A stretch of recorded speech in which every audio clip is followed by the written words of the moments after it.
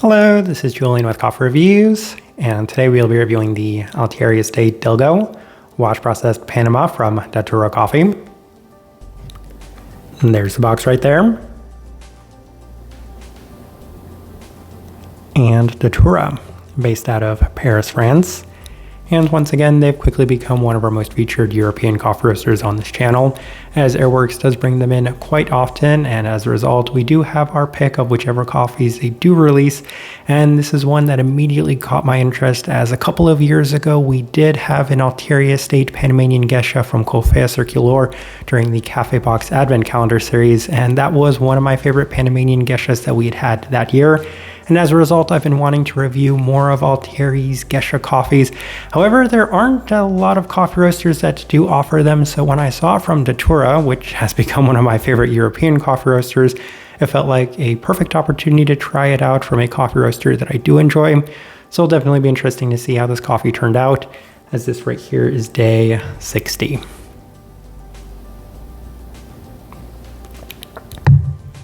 And recipe we went with for this coffee was Datura's recipe, which is a 14.2 to 1 water to coffee ratio, brewed at 93 degrees Celsius, about 199 degrees Fahrenheit. And I like this one best through the V60, which does indicate a more medium fine grind. Roast profile for this coffee. We mentioned in our most recent Datura review that there was a little bit more roastiness. There was a little bit more development to it, just a little bit more robustness. That's the word I'm looking for compared to the other coffees that we had from them before that review. That could, of course, be that it was a natural processed coffee, but this one is back to being on par with the other experiences that we have had from Datura, which does remain on the lighter side of things. So it is still a little bit lighter than even some of the Nordic-based coffee roasters. Not quite as light as coffee roasters like the Piggy Chemist or Substance, but it definitely does skew on the very light side of things by most standards and metrics. With all that out of the way, let's go ahead and start discussing this coffee.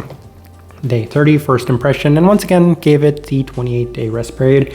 We opted for the V60, and it was off to an interesting start, as it was a little bit more intense and uneven than expected for a gesha, as it felt like this coffee probably needed more time to settle, as the listed bergamot and citric qualities are pretty abundant to a moderately high level of intensity. So once again, given that when it comes to Panamanian geshas, I'm definitely expecting them for wash processed Panamanian geshas to offer a certain level of delicacy and softness to them. This one didn't offer that right at the start, so that was a little bit of a unique experience for what I was expecting. Day 33 through the Chemex, and the coffee was a little better today, as it still has a very high level of intensity for what it is, as it's skewing a little bit more in a fresh stone fruit sense, this time primarily in a mango-like sense, but outside of that, there's a little bit more texture and even a slight toffee-like sweetness to go with the citrus in the finish once again. So coffee, as of the first two tries, has been a little bit more all over the board than I might have expected. And one thing that's also worth noting, we did review a Dilgo coffee from Coffea Circular as well, and I had mixed impressions of that one. I largely attributed that to being a smaller sized bag, and I didn't have as many opportunities to work with it as it had a lot of potential, but this one right here, again, has been just kind of consistent with that experience specifically. Day 36 to the UFO Brewer, and the coffee is a fair bit more bright than expected, as it does continue to have more of the intensity in a more full citric sense. So bergamot does feel like a pretty apt descriptor, with these stone fruits also presenting in a much more full and heavy sense. So still nowhere near what I'm expecting from this coffee. Still kind of waiting for the delicacy and softness to kind of come around on this one. Day 42 through the V60 with Datura's recipe, so 14.2 to 1 and 93 degrees Celsius, and the coffee was the best it had been to this point, so toning it down seemed to help for whatever reason, as it's offering better balance and clarity, especially in the floral sense. Bergamot quality a bit more prominent too, as there's just better definition to the citric components to it. Before that, it was not as well defined either as I would have expected for a washed Panamanian gesha, but I'm starting to see a little bit more of these soft gesha-like qualities this time around, so definite improvement. Possibly that this coffee just needed a fair bit more time to rest, as on day 48, yes, we opted for the Chemex with Datura's recipe.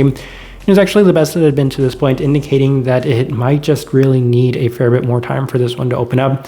A bit softer, better cleanliness, more of the florality, and as of this moment, I'm continuing to believe that this coffee just needed a fair bit of extended rest to really settle into what it needed to be. Day 51 through the V60 with Datura's recipe, and the coffee was the best that had been to this point, as it's offering the best combination of fruit and floral qualities that it has up to this point, as it does continue to skew primarily in the citric sense with a little bit more of the illicit bergamot, which for me, probably the most abundant quality throughout the entirety of this coffee.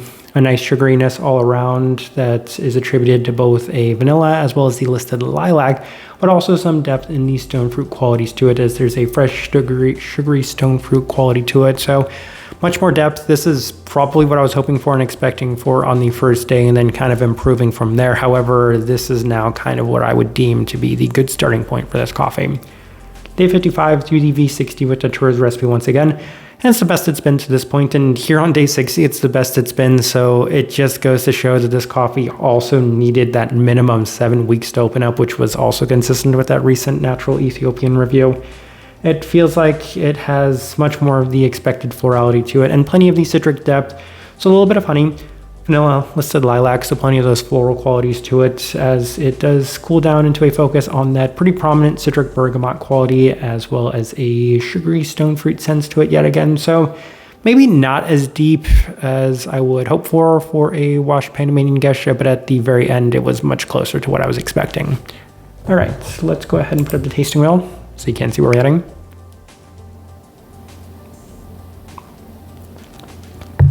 And we have quite a few level 4s. Let's go through those. We will let's actually start with the finish, level 4.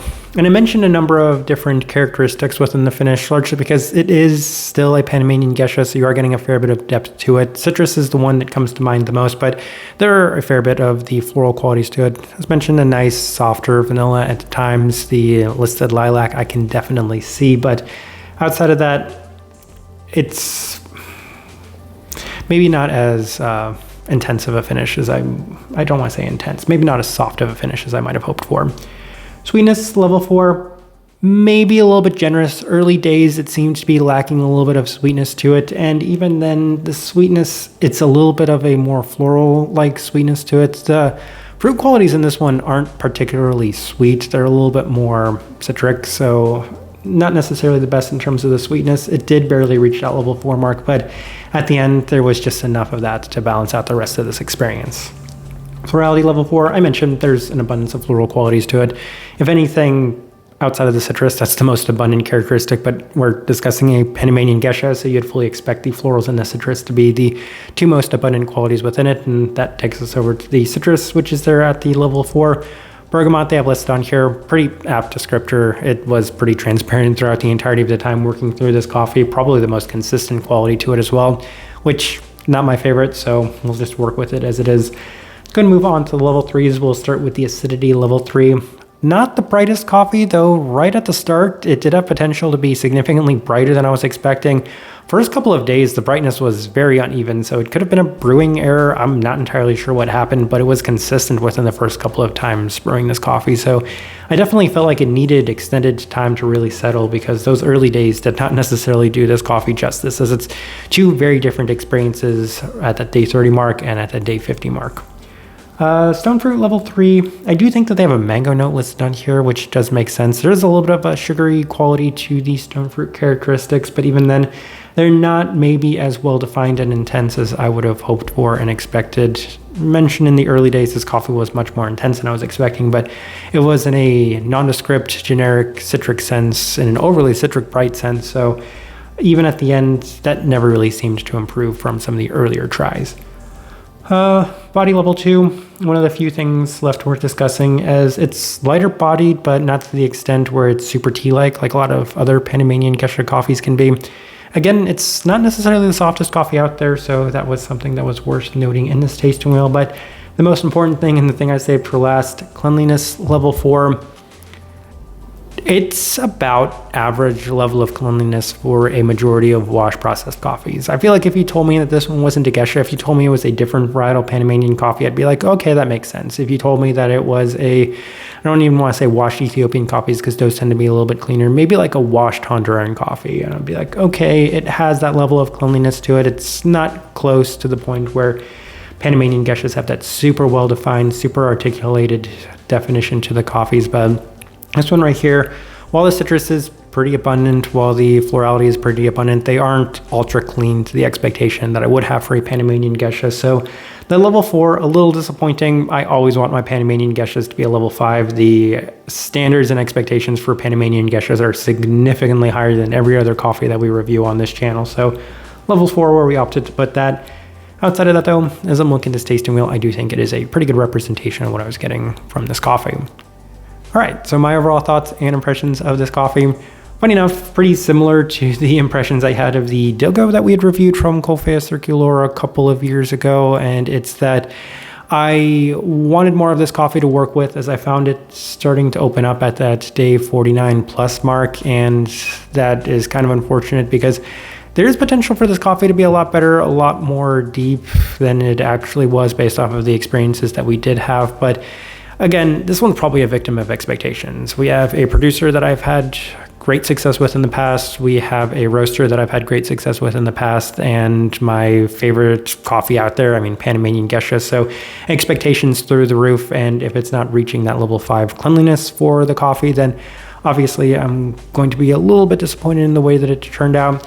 Now, I am going to try to review more Altieri coffees. Once again, any opportunity I get when I see a coffee roaster carrying it, it immediately catches my interest and I want to review more of them. But as far as Datura goes, I'm actually working on a different Panamanian gesha from them right now, and I enjoyed that one significantly more than this coffee. So I know that Datura is definitely capable of releasing some wonderful Panamanian geshas, and I'm very much looking forward to discussing that one.